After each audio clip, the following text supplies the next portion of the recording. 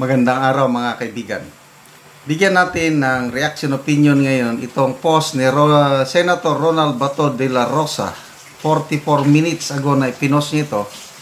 Isinare lang niya ang post ni Huni PH.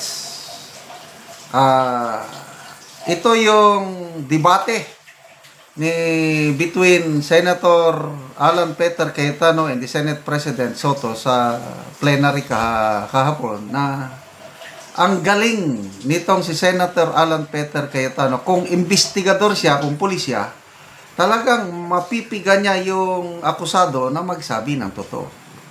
Kung trial lawyer naman siya, talagang mabubuking niya yung witness o akusado na naglalabas yung tunay. Ito, makikita mo kung anong tunay na anyo, kung anong karakter ng Senate President, kung kanino siya panig.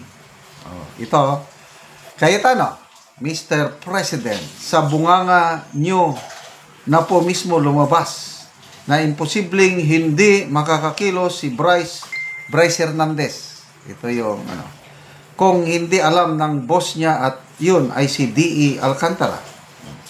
Soto, yes, absolutely correct. Napakadaling analisahin. Kahit elementary siguro, maiintindihan yan. Dahil mababang engineer lang si Bryce Hernandez, susundin niya si Alcantara. Ito na, Cayetano. Therefore, ang ibig nyo pong sabihin na sangkot dito si Alcantara, makakasiguro kayo. Soto, yes, kahit wala pang matibay na ebidensya, alam mo din yan. Take note ha, wala pang matibay na ebidensya na sangkot si Alcantara, kaya lang, yes, sangkot yan talaga. Wala pang matibay na ebidensya. Ang galing. Ito na.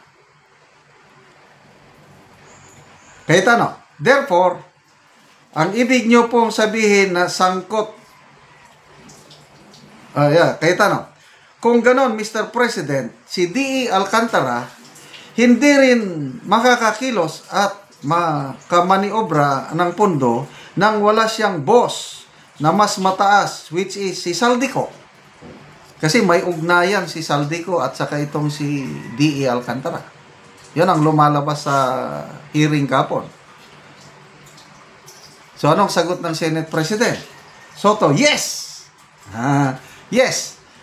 But we need more evidence para madiin siya ng gusto para walang lusot. Pero sa tingin ko, patungo sa kanya ang lahat ng ebidensya.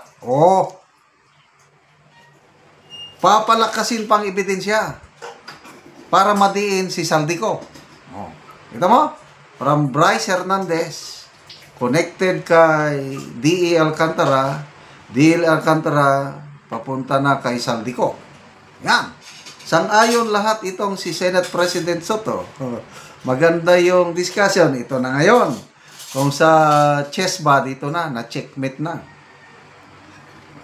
Cayetano, ibig sabihin, Mr. President, hindi rin makakakilos si Saldico kung walang mas malaking tao sa likod niya na siyang may kakayahang mag-approve ng mga budget at nagpapalakas ng loob niya. So, may boss ba si Saldico o wala? Soto, ito na. Well, ito na. Well, that's still question mark. Don't drop names. Huwag kayong magbanggit ng pangalan. Paul yan. Grabe. Don't drop names without proper evidence. Dapat alam mo yan dahil isa kang mambabatas. Hindi lang mambabatas, abogado ka. Huwag kang magsalita. Untouchable yan. Huwag kayong magbanggit. Mabuti pa doon sa kamera, isang bagitong kongresista, binabanggit niya, Romualdez, dapat maimbestigahan ka. Ganon ang may balls. Anong nangyari? Nag-step down ng isang Romualdez nga hindi nila mabanggit-banggit. Ang Senate President, don't mention names. Galing. Cayetano. Tara, galing. So, ayun, lumabas din. Kapag maliliit na isda ang huhulihin, kagaya ng mga kontraktor, engineer, then Saldico, na nilaglag na ngayon kahit walang evidence, sila na. Kulang pang evidence, kailang sila na. Pinapakasuhan na ngayon. Ang bilis nila.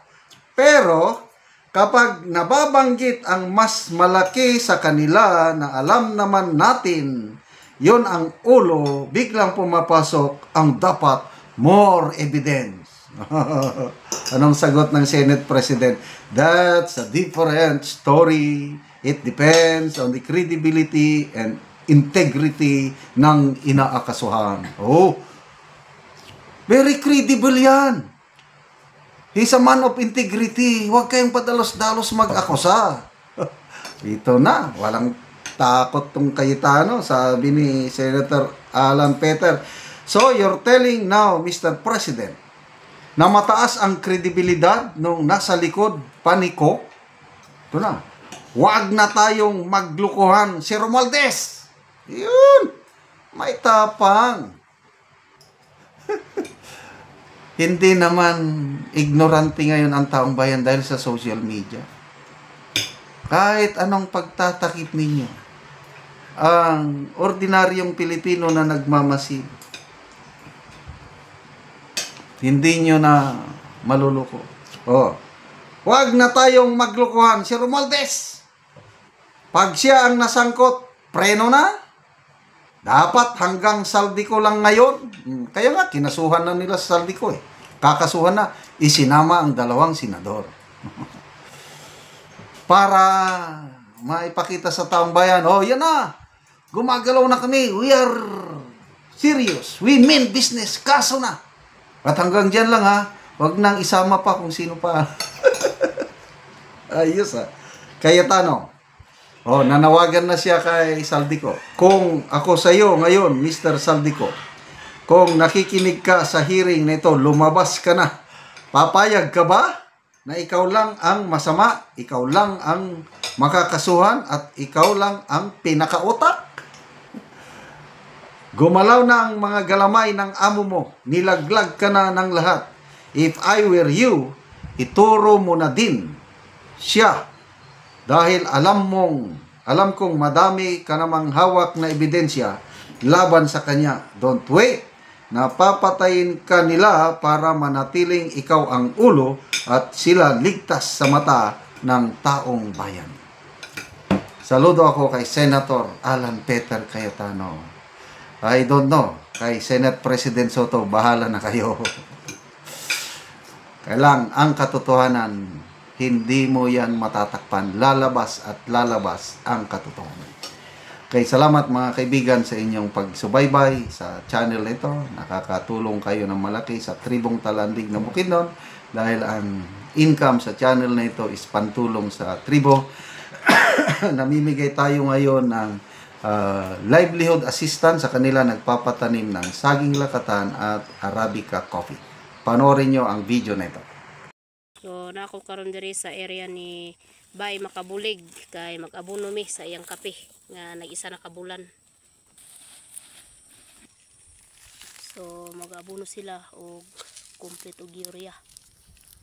Ang ilang ibutang.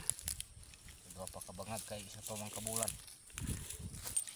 So duha ka bangag kay isa pa man kabulan.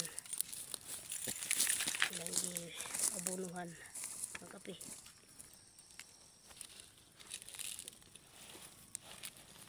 So, mo ni ang kape ni Bay Makabulig 1,800 ni kapunuan. So, tag 25 ang isa ka punuan ani. So, 29 ka pamilya ang nakatanom sa kape.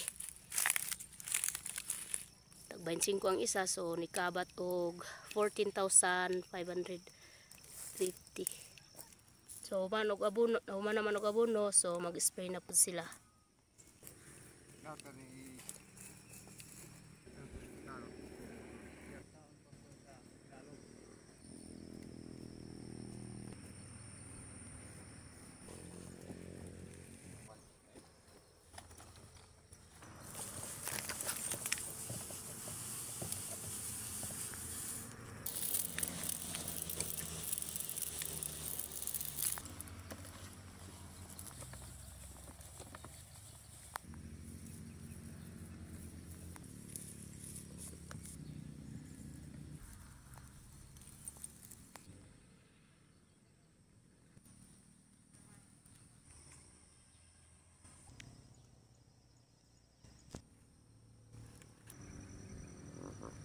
So salamat kay sa Ginoo o sa nag-sponsor ani nga kape nga